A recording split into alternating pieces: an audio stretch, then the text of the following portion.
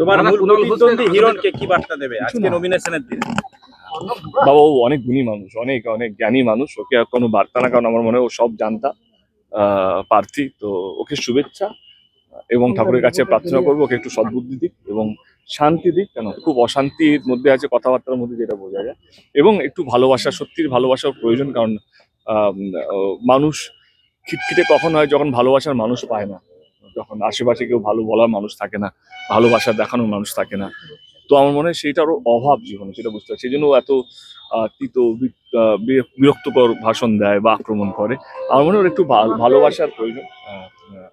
আমার বুক ভরা ভালোবাসা আজকের দিনে, যেহেতু আজকে আমার নমিনেশন ওকে রইল, এবং আমি ঘাটালের মানুষকে বলবো ছেলেটা খুব একটা খারাপ না, রাজনীতিতে এসছে জিততে চায়, জেতার জন্য ও এই রাস্তাটা নিয়েছে। ওকে শুভেচ্ছা, এবং আমার ঘাটালবাসীর পক্ষ থেকে, যেহেতু আমি 10 বছরের সাংসদ এখানে ঘাটাল লোকসভা কেন্দ্রের থেকেও ওকে শুভেচ্ছা।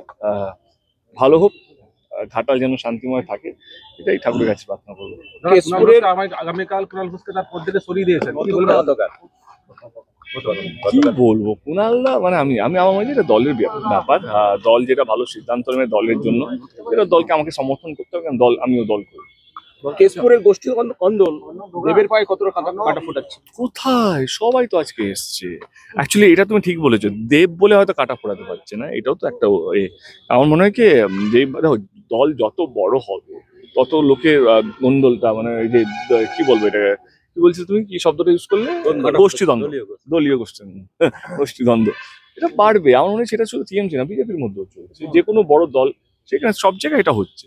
বাট আমার মনে হয় কি প্রার্থীর দায়িত্ব সবাইকে নিয়ে কাজ করা এবং ভোটটা করানো। এবং আমার মনে হয় কি এইবারে 2024-এ আমি দায়িত্ব নিয়ে বলে যাচ্ছি, 2019-এ যা রেজাল্ট হয়েছিল আমার, তার থেকে খুব ভালো রেজাল্ট 2024-এ হতে চলেছে, এটা আমি পরিষ্কার চোখের সামনে দেখতে পাচ্ছি। আর এই পরিষ্কারটা দেখতে পাচ্ছি কারণ দলের সমস্ত কর্মীরা মাঠে নেমেছে এবং বাড়ি বাড়ি গিয়ে প্রচার করছে বলে বলতে পারছি। আমি নিজের জন্য বলছি না দেব এসে গেছে বলে ভোট, না।